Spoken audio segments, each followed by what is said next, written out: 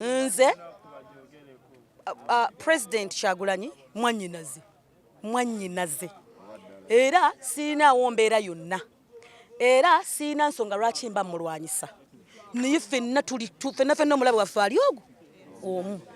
eno gye tuyigga njovu tosobola kuyigga njovu ng'oli wekka era n'ebibiina ebirala ebirala bikyayagala okuyingirawo nga bipya nze mbikoowoola tukwate enjovu tugikube mavumbavumba paka ku ttaka oba ontegedde so siina nsonga lwaki ate mba nnwanyisa mwannyinaze ate nga naye ensonga gy'aliko nange gyenkola ki nange gyendiko era nzize nga tusuubizibwa naye ba peasants tubadde twasuulibwawo ng'oli bw'ajja n'abanga asuubiza basuubiza naye nga tebakola kati obulumi obwo natuuse ekisa ne mpulira nga buntu bunyinze ate nga ndaba nina obusobozi obusobola okukulembera ne tukyusa ekintu kino eggwanga ne tulyeyagaliramu nina emyaka 4 nkuze mpulira omukulembeze omu ate twasoma batugamba ffe bafuzi abato ab'enkya kakati enkya tetuuka neŋŋamba enkya eneetuuka ddi so it's the right time obwesigwa okukulembera National Peasants Party nyimiridde wano maaso gammwe olwaleero singa Stacia Mayanja omwana enzaaliranwa ey'ettaka lino wabula nyimiridde wano nga saavanti wammwe era ndi mwetegefu okubakolera okubaweereza ndi musanyufu ndi mwetowaze era ndi mwetegefu okubaweereza akaseera kano si kange nzekka wabula ka buli peasant yenna ali eyo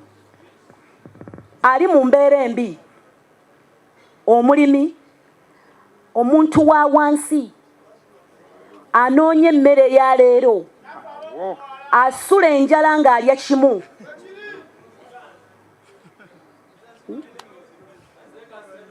tusimbudde ate teri kudda mabega National Peasants Party tegulwa tetundibwa tetupangisibwa eyimiridde ku magezi obwenkanya n'obwerufu era nga simbo yaffe kalaamu nkoowoola abantu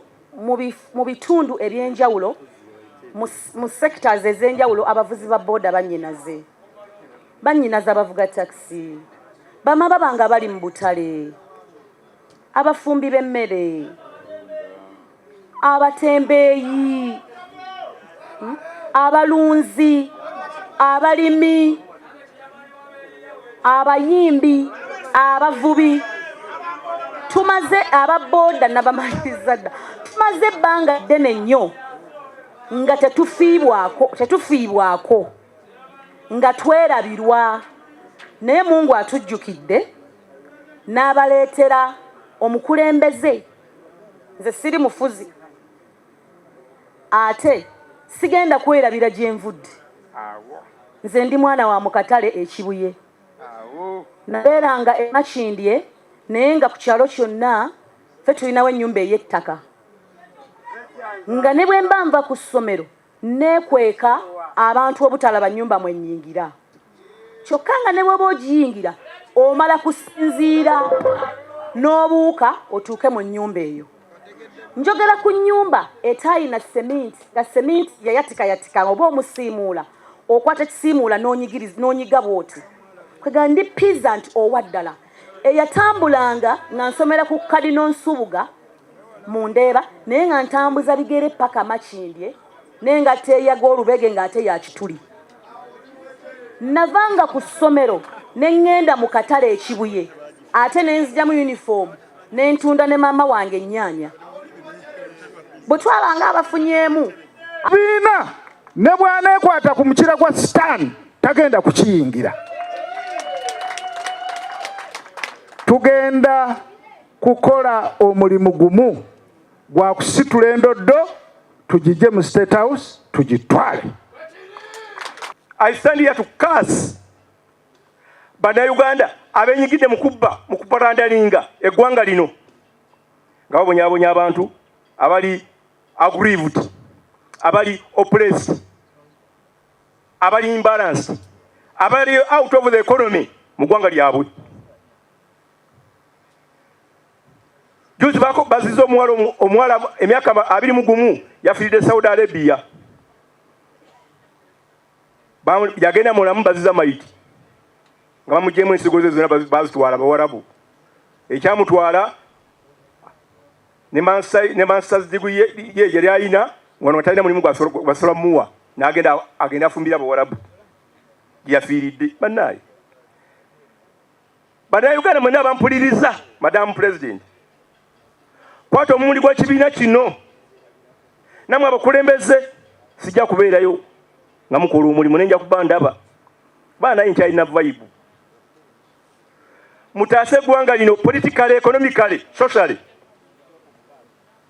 Bannayuganda bakoma okulaba ku ssanyu lyabwe. Oba Madam President yalina emyaka ne tewali muzaale mu 1979 nga Amini agoba wano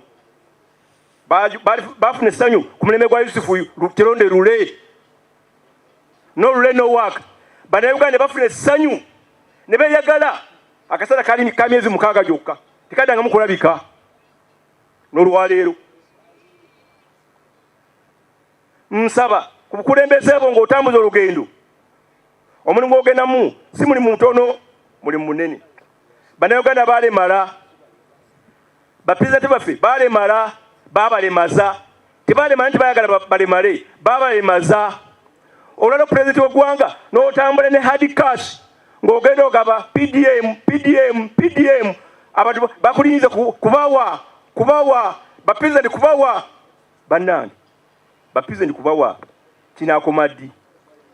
Nkusaba Madam President ne ttiimu yo